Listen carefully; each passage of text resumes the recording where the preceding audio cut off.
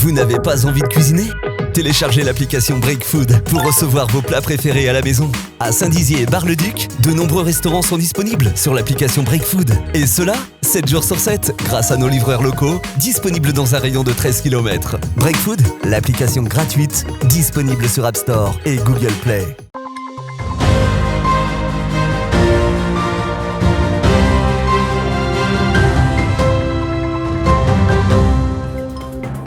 Bonsoir à tous, je suis très heureux de vous retrouver pour le 15 minutes info de ce mardi 4 janvier 2022.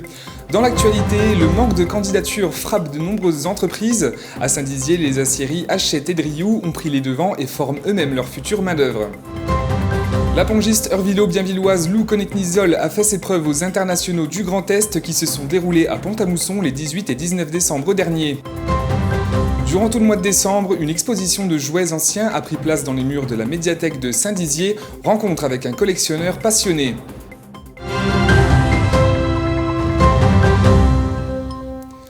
En ce début du mois de janvier, c'est la rentrée pour tout le monde et également dans le monde du travail. Les employés reprennent du service, mais il y a un problème. De nombreuses entreprises font face à une pénurie de salariés depuis plusieurs mois. Pour pallier à cela, les aciéries Hachette et Drioux à Saint-Dizier ont créé leur propre structure de formation en interne il y a quelques années.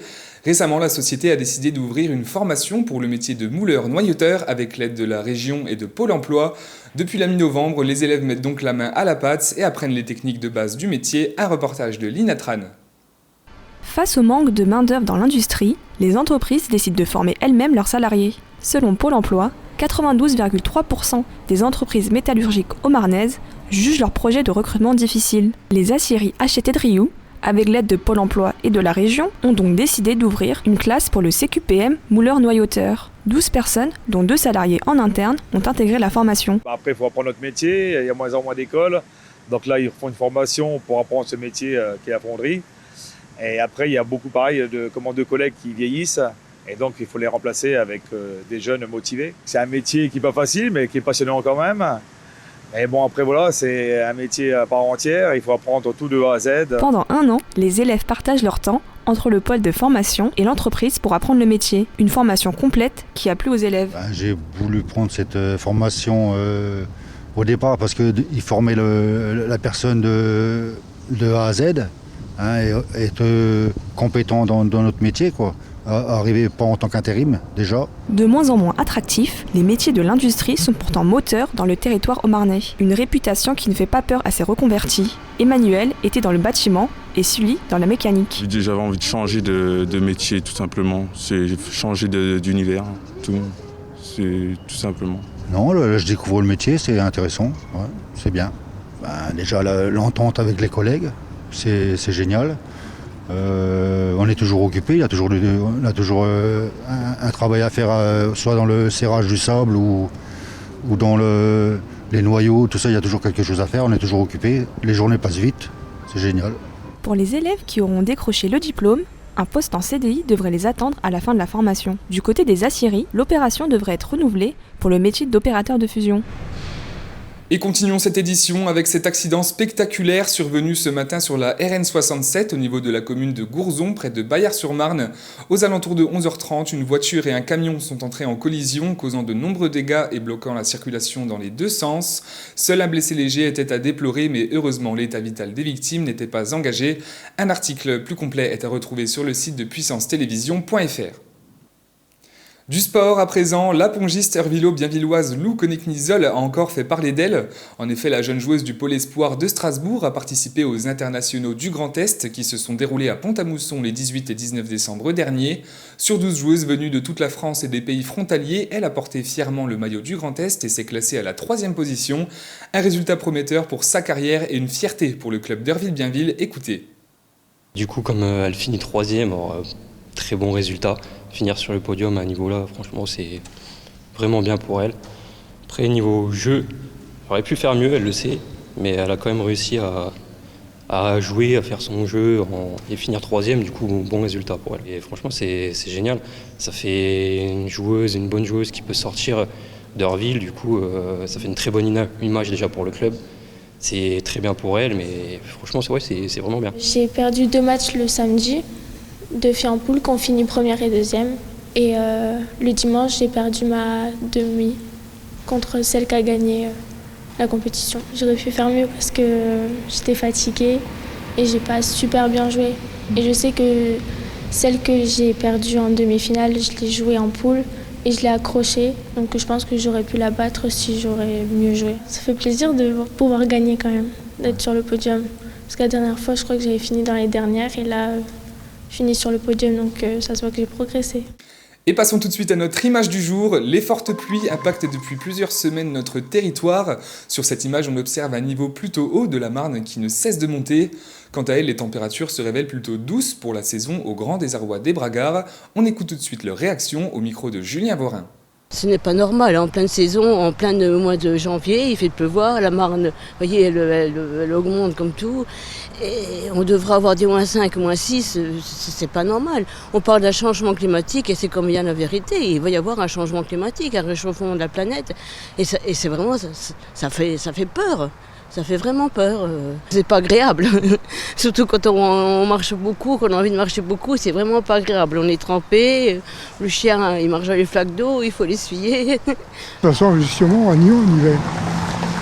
Alors là, on se croirait au printemps ou en été. Il faut se mettre dans la tête que le temps il change. Hein. On aura plus de le temps comme là, à l'heure actuelle, que de la neige ou de la glace. Hein. Où on en aura, mais pas le moment où qu'on l'attend. C'est pas commun, mais ça nous a fait plaisir quand même d'être...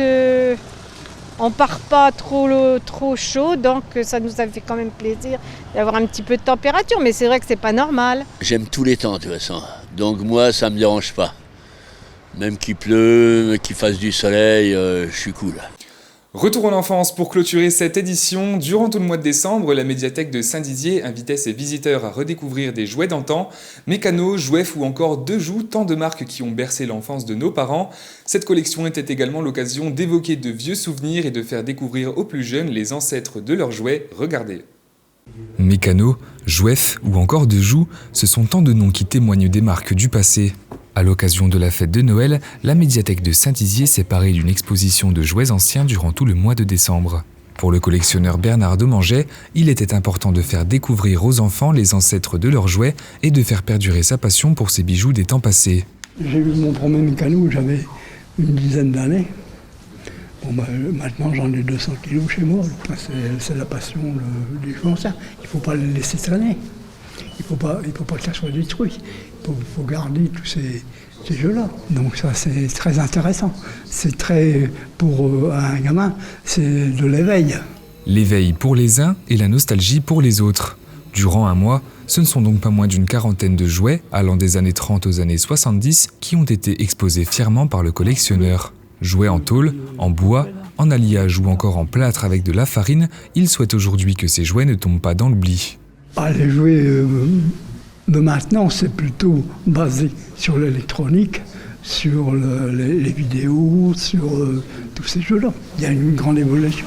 Grâce à sa collection, Bernard Domanget a su créer un lien intergénérationnel rassemblant tous les âges. De nombreux visiteurs sont venus le remercier de leur avoir remémoré ses bons souvenirs. Il y a déjà des personnes qui ont 50 ans et qui retrouvent, qui recherchent les jouets qu'ils avaient 50, 40 ans plus tôt. Parce que ça évoque des souvenirs. La médiathèque de Saint-Dizier était donc heureuse d'afficher un peu d'antan au sein de ses locaux. Aujourd'hui, Bernard Domanget fabrique lui-même ses machines et continuera de faire vivre la passion du jouet. Et voilà, c'est la fin de ce 15 minutes info. Dans un instant, vos prévisions météo de demain présentées par Alison Godefroy. Très belle soirée à tous. Toute l'actualité qui vous concerne, à voir et à revoir dès maintenant sur puissancetélévision.fr et sur notre application mobile.